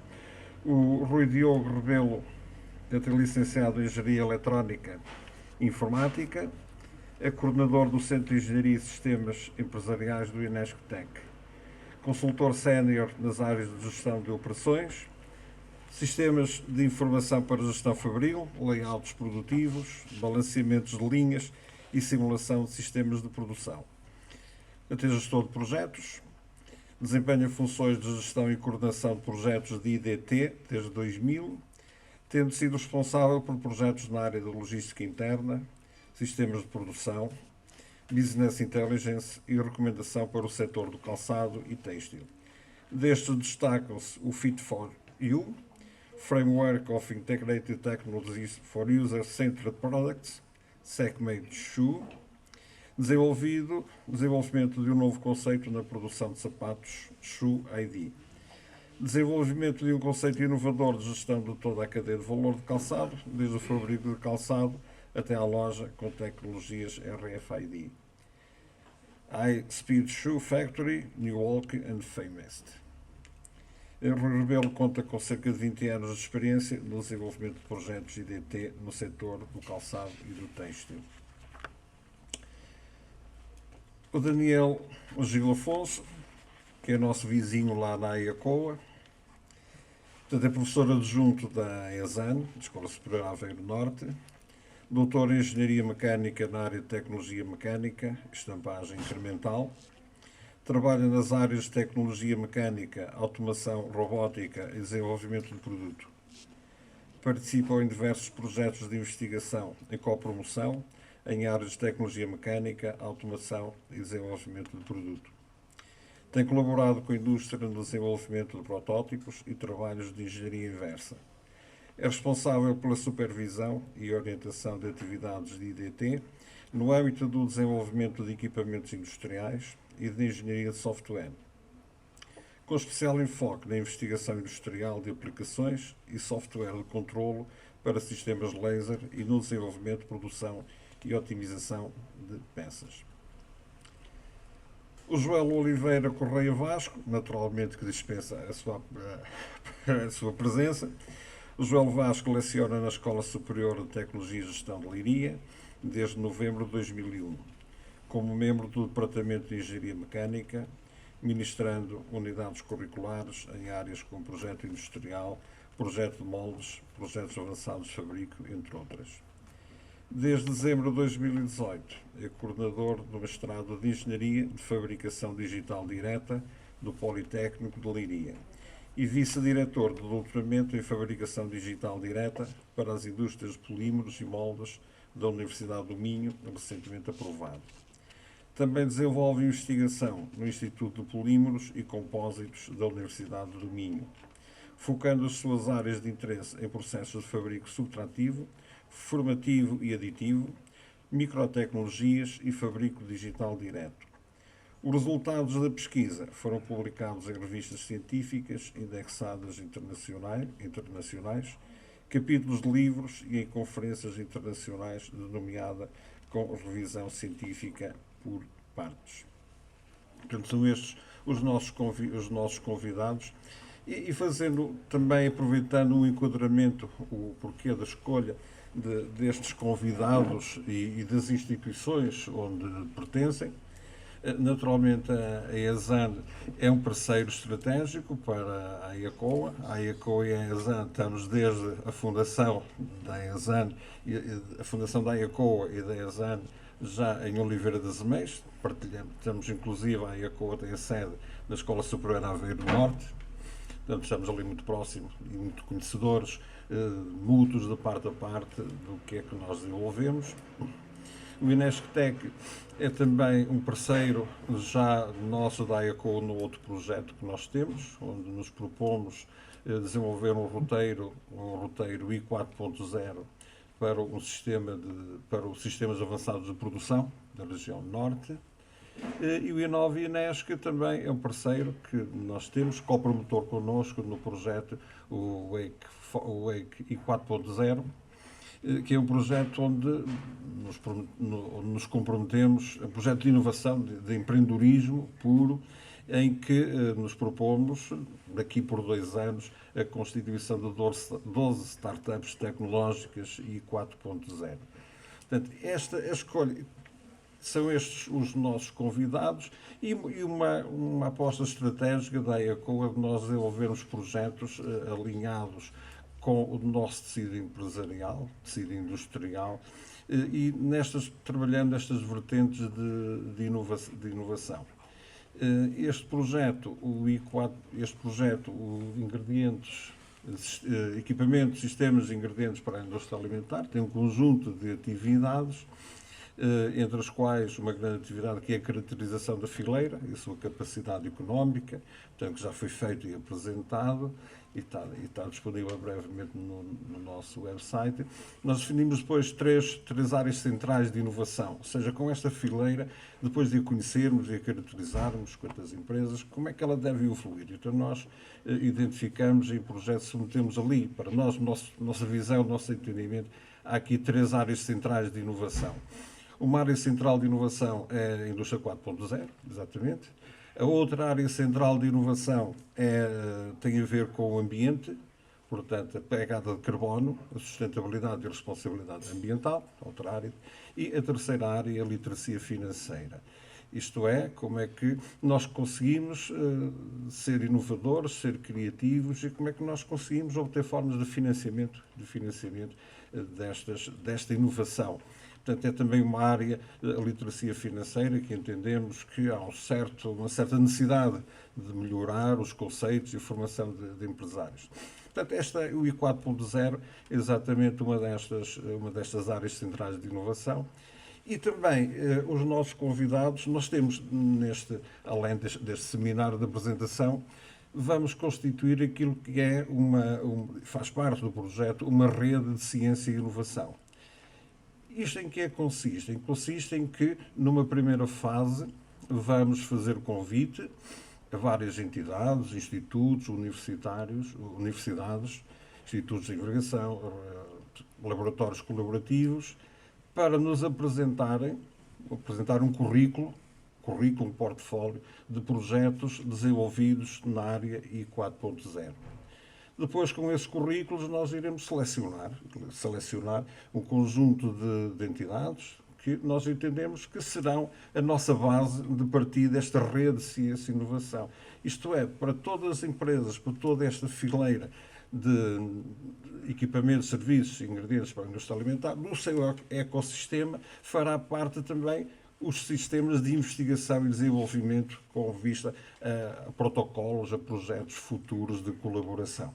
Portanto, isso na primeira fase também é o que nós vamos fazer. Portanto, e daí razão também o enquadramento e a escolha destes nossos convidados, a quem desde já agradecemos. E, portanto, neste momento, vamos passar ao nosso amigo Joel Vasco para fazer a sua apresentação. Ora bem, permitam-me antes de mais agradecer então o convite que foi endereçado, neste caso foi endereçado ao I9. No entanto, eu acabo por estar aqui numa representação mista, por assim dizer, já que faço parte do Politécnico de Leiria, nomeadamente da Escola Superior de Tecnologia e Gestão de Leiria, e em concreto do Departamento de Engenharia Mecânica, que de alguma forma tem estado ligado já desde os primórdios dos anos 2000 a estas tecnologias do fabrico aditivo, desde a promoção de conferências, promoção de projetos. Lamentavelmente eu não tive tempo para compilar algumas coisas para trazer aqui, mas de qualquer das formas terei todo o gosto em partilhar convosco, se forem solicitados, pelo menos coisas que temos feito ao longo destes anos e que têm de alguma forma dado um boost neste domínio da tecnologia, que de facto também é importante, e de alguma forma gostaria também de lançar o repto do António Pinto também para o enquadrar dentro daqueles 4 pilares, daqueles 3 pilares ou 4 pilares que o António Pinto ainda há bocado elencou, e bem. E pronto. E permitam-me então arrancar.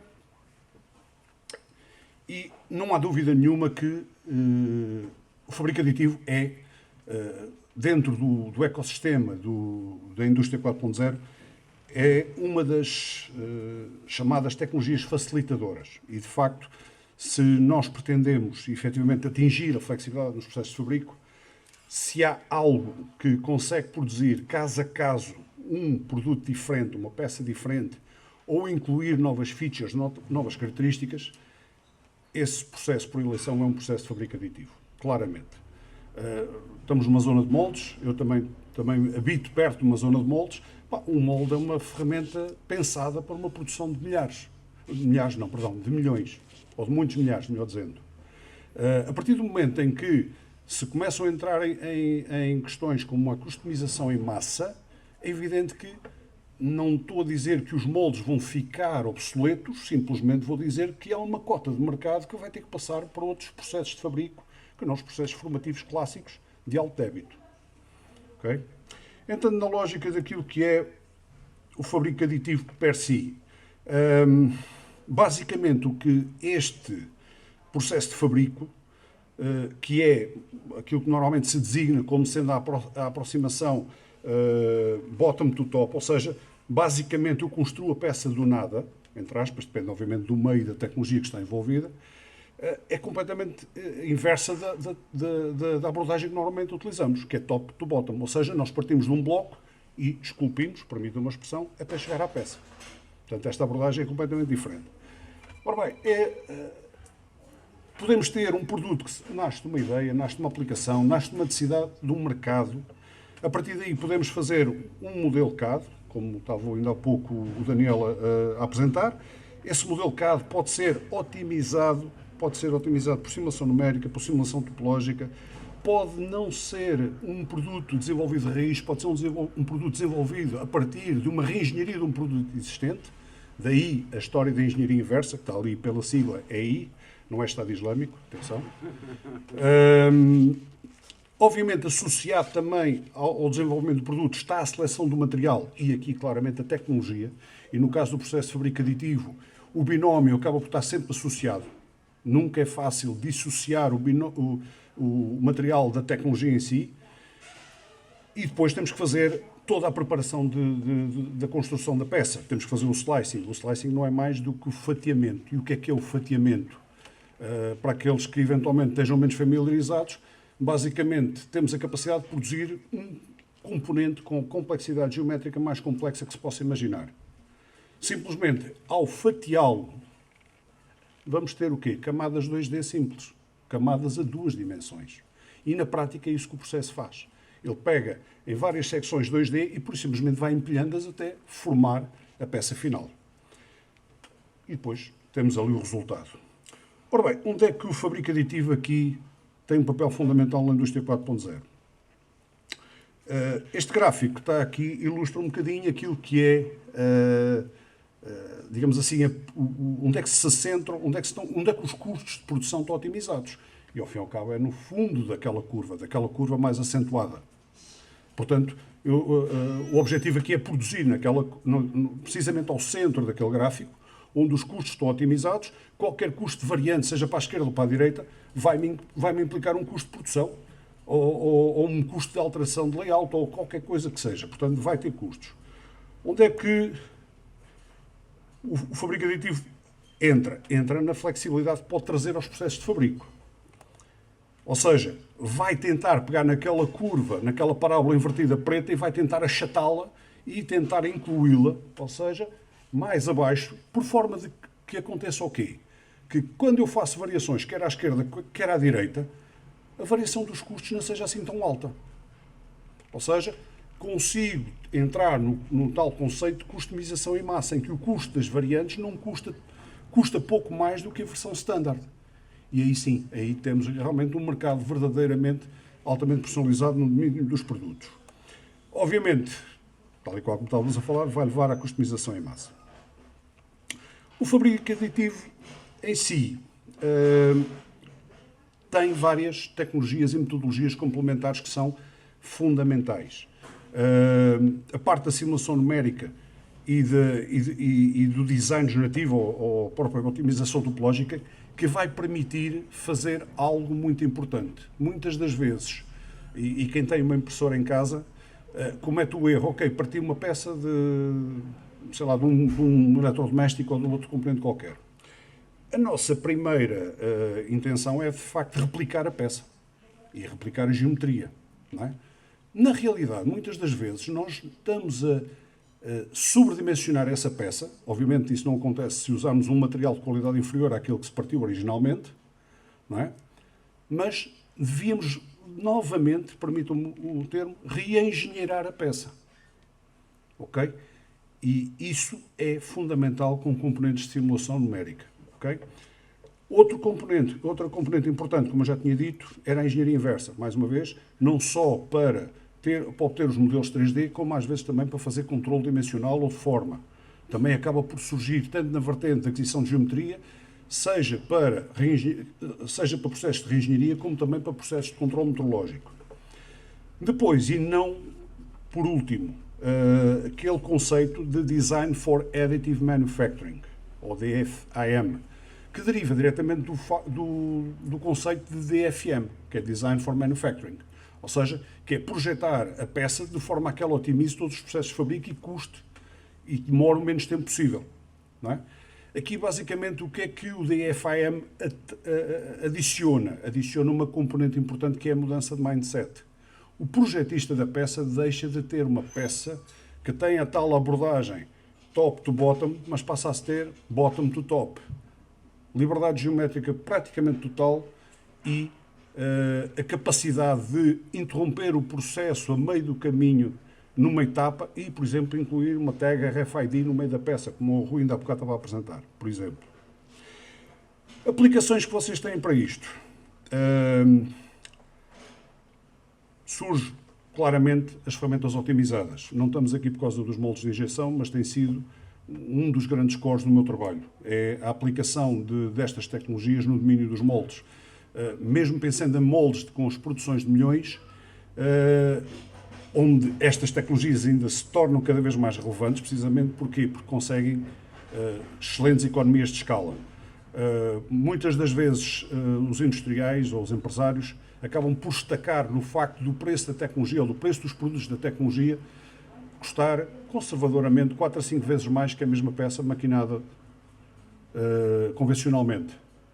No entanto, depois há um fator importante que não fica no fabricante do molde, fica quem vai injetar, que é, se tivermos um sistema de refrigeração otimizado, conseguimos ter reduções do tempo de ciclo e eficiências em termos de arrefecimento, aumentos de qualidade da peça, que, mais uma vez, conservadoramente, estão sempre acima dos 25%. Ou seja, reduzimos tempos de ciclo. E isso paga-se depois em horas de máquina, em energia, em sustentabilidade, daí para a frente. Portanto, ferramentas otimizadas é um dos vetores principais também aqui, tal e qual como digo ali, os desafios são os custos de produção e a amortização do investimento. Depois, uma área muito importante que é os componentes de substituição, que eu ainda há bocadinho estava a tocar mesmo muito ao de leve, mas que, por exemplo, para vocês terem uma ideia, uma Auto Europa é capaz de ter 3 impressoras low cost, 3 equipamentos low cost, para fazer o quê? Para fazer peças para a linha de montagem. E que peças? Perguntará a audiência. Peças várias.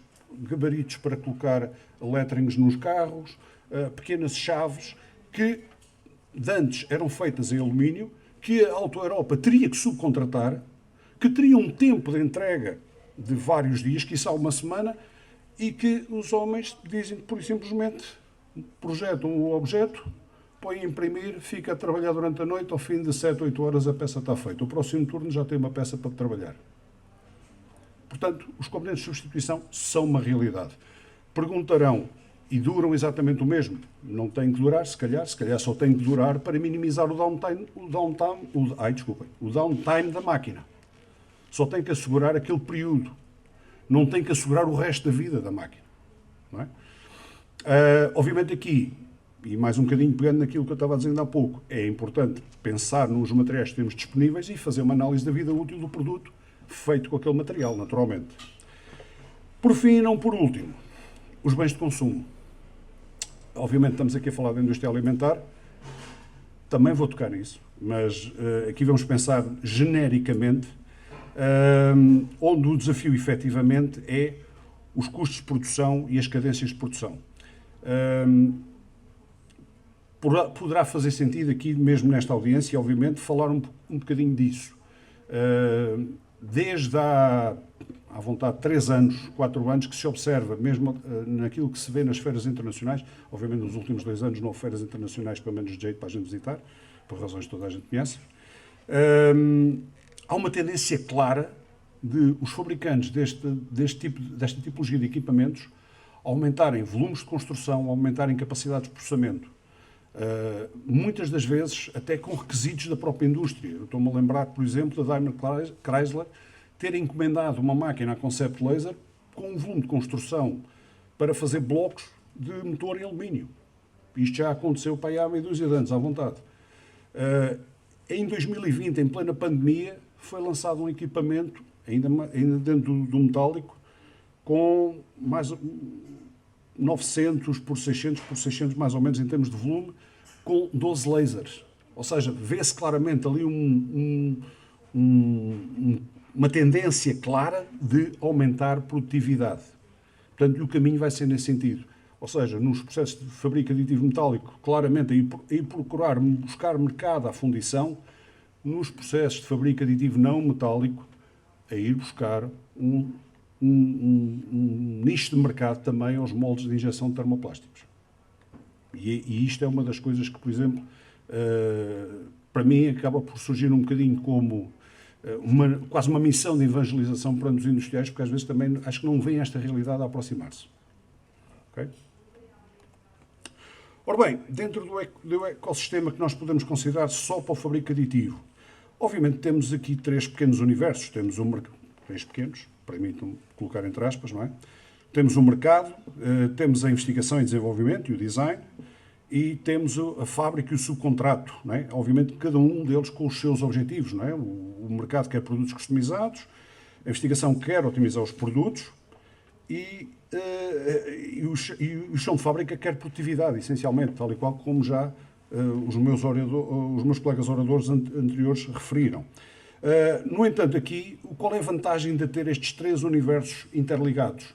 Precisamente porque, obviamente, a investigação tem que fazer a otimização do produto em si, mas também tem que pensar, lá está, no DFAM, ou seja, tem que pensar no design, na lógica do fabrico.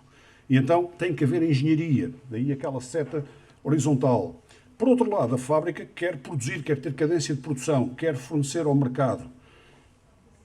E ainda por outro lado, e não menos importante, temos regulamentos. Ou seja, o meu mercado pode querer as coisas mais fantásticas, mas aquilo tem que poder ser homologado. Tem que cumprir regulamentos, tem que cumprir regulações. Portanto, esta interação tem muita vantagem nesse aspecto. Onde é que surge aqui um bocadinho da conversa com o Rui e com o Daniel? É precisamente neste loop que se enquadram um bocadinho os smart products, ou os produtos inteligentes. O exemplo que eu estou aqui a dar é de um frigorífico que pode estar a comunicar em tempo real, entra dentro do IoT, não do IIoT. São escolhas pessoais. Eu pessoalmente não gostaria que o meu frigorífico tivesse a encomendar o que é que seja ao supermercado, mas isto é uma escolha pessoal. Ok? Mas o facto é que isto é uma realidade que existe, não é? E que terá os seus benefícios, e tem os seus benefícios.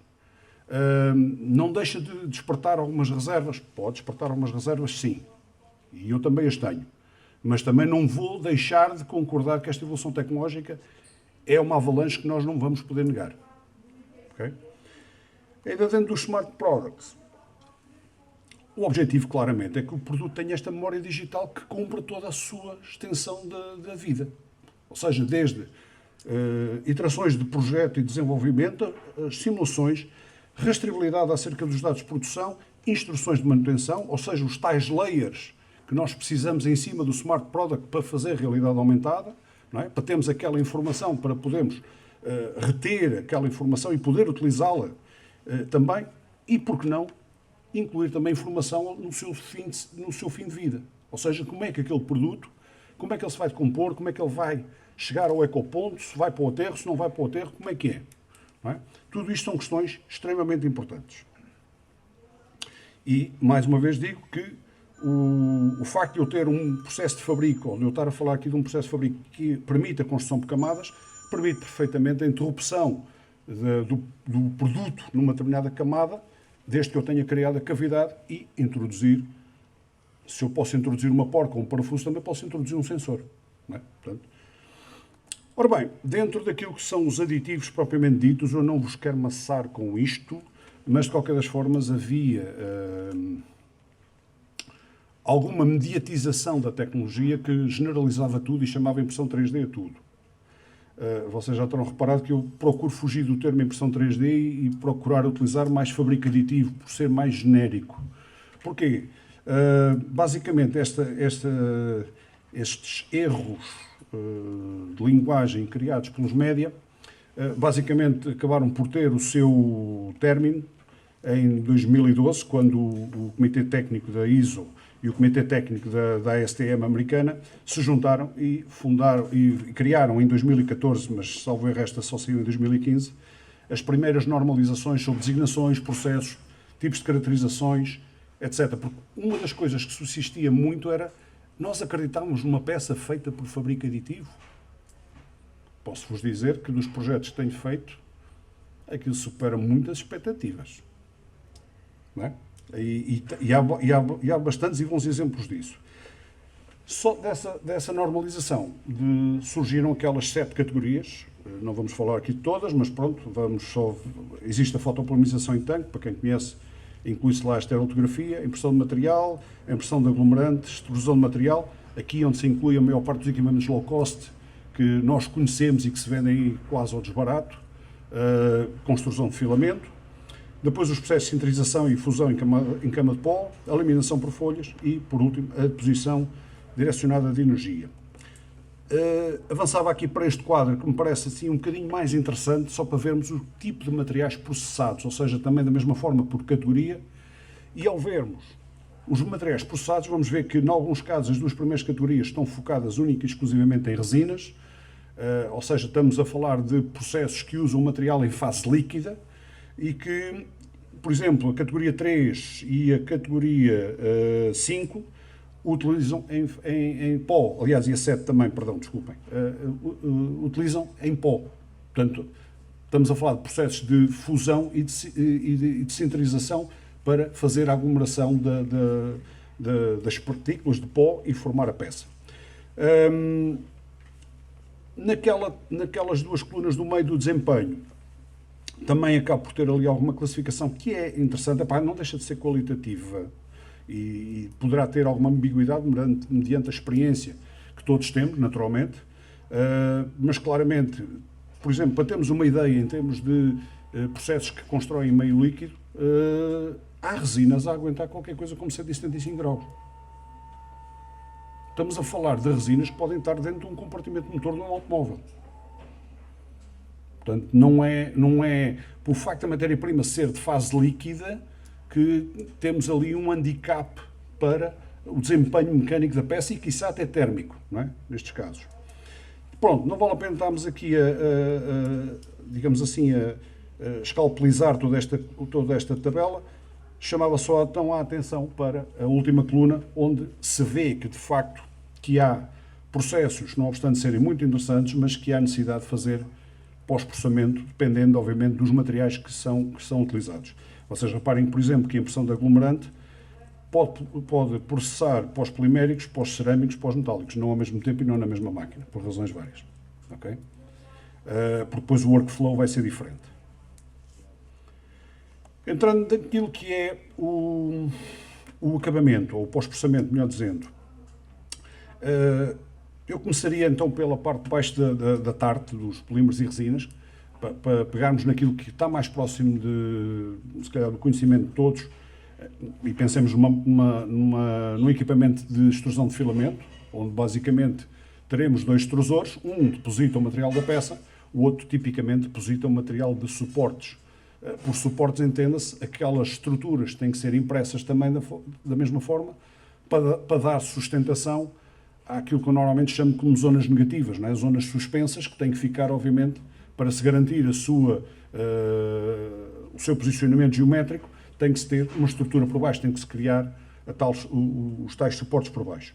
Em alguns destes processos, principalmente da primeira categoria, há necessidade de haver pós-cura UV e até, em alguns casos, pós-cura térmica, mas são processos que basicamente, ou são materiais que normalmente aceitam perfeitamente decoração, nomeadamente sob a forma de pintura, e no caso do ABS, pelo menos aceita a cromagem, não é? Portanto, permite esse tipo de tratamentos.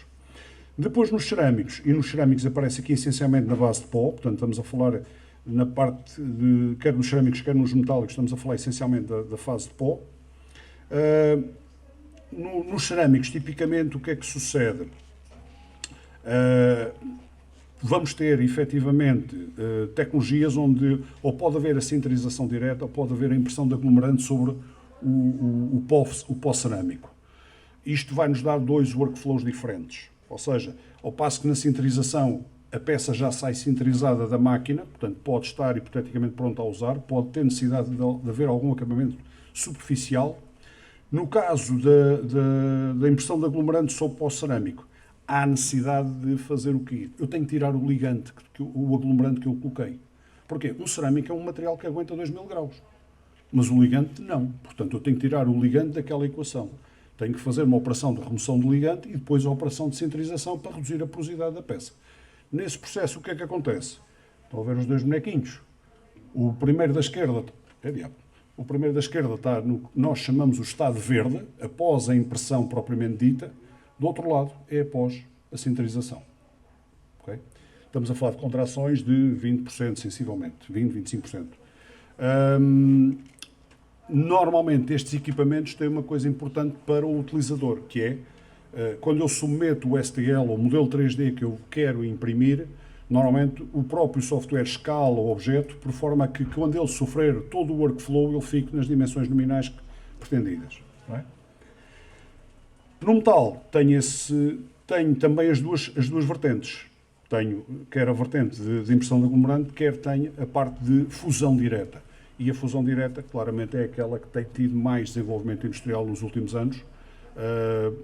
Os moldes também em Portugal têm tido uma utilização intensiva deste domínio de tecnologia, fruto também daquilo que eu estava a tentar transmitir-vos ainda há pouco, que é as otimizações que uma peça, uma zona moldante perfeitamente otimizada em termos de arrefecimento consegue para uma peça. Ou seja, não só estamos a trabalhar a conformidade da peça, porque conseguimos maior uniformidade de arrefecimento, como também conseguimos reduzir o tempo de ciclo. Portanto, são coisas extremamente interessantes. Pegando então aqui mais na área alimentar, que é um pouquinho aquilo que nos traz aqui, eu procurei fazer aqui uma avaliação mais ou menos qualitativa daquilo que nós podemos ter nestes processos para a indústria alimentar. E basicamente, fazendo aquela subclassificação pela forma da matéria-prima e não pelas 7 categorias, em que temos os processos de base líquida, normalmente estamos a falar essencialmente de resinas que são fotossensíveis, que são curadas e solidificadas através de luz UV ou de um laser a operar no comprimento de onda UV. Podemos produzir ferramentas otimizadas e componentes de substituição? Podemos, desde que usemos resinas aptas para contacto alimentar. E elas existem. Portanto, é perfeitamente possível. Temos a vantagem daqui, o facto de serem base líquida, estamos a falar de produtos que ficam no final sem qualquer porosidade. Portanto, podem ser facilmente esterilizados sem problemas. Não é? Nos processos em base de pó, aqui basicamente eu iria somente para a fusão seletiva por laser ou por feixe de eletrões, que são as duas fontes de energia que podem ser utilizadas para fazer a fusão. A vantagem que resulta daqui, o facto de haver uma fusão praticamente total do pó, e quando digo praticamente, significa que ainda pode verificar-se uma porosidade residual, mas não se verifica necessariamente à superfície da peça. E isto foi uma tendência que se veio melhorando claramente à medida que a potência entregue pelos lasers e pelos feixes de eletrões aumentou drasticamente. Eu lembro-me que, por exemplo, o processo começou com cerca de 100 watts de potência para o laser e aí tínhamos sempre aproximadamente até cerca de 1% de porosidade. 1% de porosidade pode não parecer muito, mas se eu estiver a fazer um molde para uma ótica e ficar com um poro à superfície, já mandei umas quantas horas de maquinação para o lixo, não é? Basicamente. Aqui, claramente, quer no processamento de cerâmicos, quer no processamento de metais. O cerâmico, mesmo que tenha alguma porosidade, mas eu posso facilmente esterilizá-lo. No caso dos metais, porque eu tenho praticamente nenhuma porosidade. Okay? Finalmente, nos de base sólida, e pensando aqui um bocadinho na extrusão de material. A extrusão de material tem grandes vantagens. É relativamente rápida, é barata, portanto é muito acessível.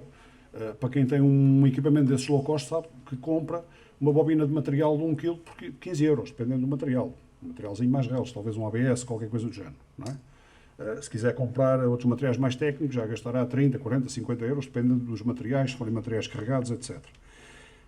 Qual é o problema que eu vejo na extrusão de material? É o facto de não garantir estanquicidade. Não garante estanquicidade e tem porosidades. Porque se pensarem na peça, obviamente isto agora já estou a apelar à vossa imaginação, que eu devia ter trazido umas pecinhas e não trouxe. Falha minha. Se pensarem que a peça é construída camada a camada por deposição de filamento, reparem nas curvas que ela vai ter que fazer. E há sempre zonas que vão deixar, quando ele está a fazer a interpolação, a dar a volta, há sempre zonas que podem ficar não preenchidas. Isso induz falta de estanquicidade e, eventualmente, o alojamento de micropartículas que, obviamente, poderão ser lesivas para o processo alimentar. Portanto, aqui, eu diria, pode ser utilizado, mas não para contacto direto alimentar. Okay? Depois, permitam-me terminar, então, aqui com... E por que não imprimir comida diretamente? Existe. Já há muitos anos, quando nós fazíamos lá embaixo uma conferência chamada Virtual and Rapid Prototyping, apareceu um amigo meu inglês com uma impressora que fazia chocolate. Uma seringa. Imprimiu o que ele queria. Portanto, envolvidos quase 20 anos, é natural que haja equipamentos mais sofisticados. Vocês veem ali o exemplo claramente de uma... não sei o que é de chamar aquilo. É algo que se come, efetivamente, mas vê-se que é construído por camadas. E perguntaram vocês, e é feito com o quê? Isto é feito assim com os materiais um bocadinho alternativos, não sei se eu estaria disposto a comer, mas pronto, tem insetos, tem folhas de beterraba, tem algas, tem materiais com alguma riqueza nutritiva, mas se eu soubesse que isto tinha isto tudo, provavelmente não lhe tocava, mas isso é outro caso. Depois, os aditivos, os hidrogéis, as pastas, o próprio chocolate, que pode ser facilmente utilizado para fazer decoração de comida.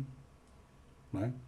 Imaginem os bolos de aniversário dos vossos filhos, dos vossos netos, ou aquilo que for, em que podemos ter uma impressora que chega lá e imprime tudo o que tem a imprimir. Não é? Portanto, isto existe. E é importante estarmos alerta para isto, uma vez que estamos aqui precisamente na fileira da indústria alimentar. Eu não ia ler-vos todas estas vantagens e desvantagens. Algumas poderão ser interessantes, outras poderão ser menos interessantes. O facto de eu poder personalizar a refeição, garantir a precisão no doseamento dos nutrientes e das calorias, o facto de eu poder, obviamente posso aproveitar a liberdade de construção que o próprio fabrico aditivo me permite para criar refeições também com alguma complexidade artística, geométrica, quiçá, não é? Mas se eu, uma vez que eu tenha aquele modelo impresso, tenho aquele modelo e posso repeti-lo, portanto tenho a fácil reprodutibilidade e com um mínimo de interação humana, portanto, desvantagens, obviamente elas também existem, não é? Existem em todos os setores, não é? Portanto, o tempo de preparação das refeições pode ser superior, a repetibilidade e a confiabilidade esperadas para as máquinas dependem também da preparação, enfim, isto não é propriamente uma bimbi, não é? É preciso ter alguma calma. E depois, obviamente, há as questões também de contaminação, obviamente, da segurança alimentar e as preocupações com a higiene. E, não menos importante, a questão da percepção do consumidor. Ou seja, também há aqui barreiras a vencer perante o mercado. Não é? Não é estapafúrdio pensar que elas existem, até porque elas existem até no fabrico aditivo normal, nessa desconfiança. Ora bem, eu fiz aqui uma pesquisazinha muito rápida de patentes e acreditem que, aliás, esta lista é muito mais extensa. Eu aproveitei só aquelas que eu tinha dado estudo, tinha a parte do pós-processamento. Dá para ver a armada chinesa que está ali, não é? Portanto, basicamente as patentes são originárias da China. Está ali uma patente europeia. Dentro destas patentes encontram-se muitas coisas à volta da extrusão de material, portanto, a própria comida pode ser adaptada para ter a riologia necessária para poder ser extrudida e depositada, não é? Obviamente, depois pode requerer uma cozedura, como é evidente. Também há processos destes com base de pó, também podem processar também a comida dessa forma, mas como vocês veem, estamos a falar de patentes entre 2018 e 2020. Eu nem fui ver 2021, que também as há de certeza. Não é? E para concretizar, isto não é só patentes. Há máquinas. Ok? Aquela roseta que vocês viram há bocado tem que ser feita de uma maneira, não há de ser feita só numa maquineta laboratorial. Portanto, existem equipamentos comerciais a serem comercializados para fazer. Alguns deles também já com o processo de cozedura integrado ou não, dependendo. Por exemplo, esta Biflow Focus só faz o processo em si, mas, por exemplo, a Foodini ou a EMUse tem a parte de cozedura integrada. Depois aqui vários outros exemplos também. Temos ali uma Pancake Bot, vocês olham para aquilo e veem aquilo é uma impressora 3D normal, um bocadinho normal. A única diferença é que, em vez de um extrusor de filamento, tem uma seringa. E o que é que aquilo está a fazer? Está a fazer panquecas. Pronto, que obviamente depois tem que ser cozinhada, ou fritas neste caso, ou seja lá o que for. Bem, só para concluir, e aqui até faço uma conclusão mais em cima só do Food 3D Printing, já que me parece também que é assim um bocadinho mais disruptivo do que o próprio fabrico aditivo, que já aqui anda há alguns anos, já aqui anda há 30 anos, pelo menos, e que, de facto, ainda hoje tem os tais detratores, por assim dizer, mas o Food 3D Printing também é uma realidade e basicamente este slide procura resumir isso, ou seja, eu tenho uma variedade interessante daqueles projetos, daquelas 7 categorias, não todas, naturalmente, que eu posso adaptar para fazer comida, não é? Depois uma possibilidade fantástica, que é o poder fazer refeições gourmet, não é? Assinadas, não é? A produção de alimentos com elevada qualidade nutricional, isto depois já depende dos ingredientes que nós escolhemos, como é evidente, mas aqui o facto de eu ter um processo aditivo por camadas permite-me jogar com as várias quantidades de materiais e tipologia de materiais que estou a utilizar e criar experiências sensoriais diferentes, não é? Portanto, ou seja, consigo criar um produto alimentar que é diferente. Aqui a riologia relaciona-se obviamente com o facto de eu conseguir depositá-la, não é? Principalmente num caso de um processo de extrusão. E concluía por aqui. Muito obrigado.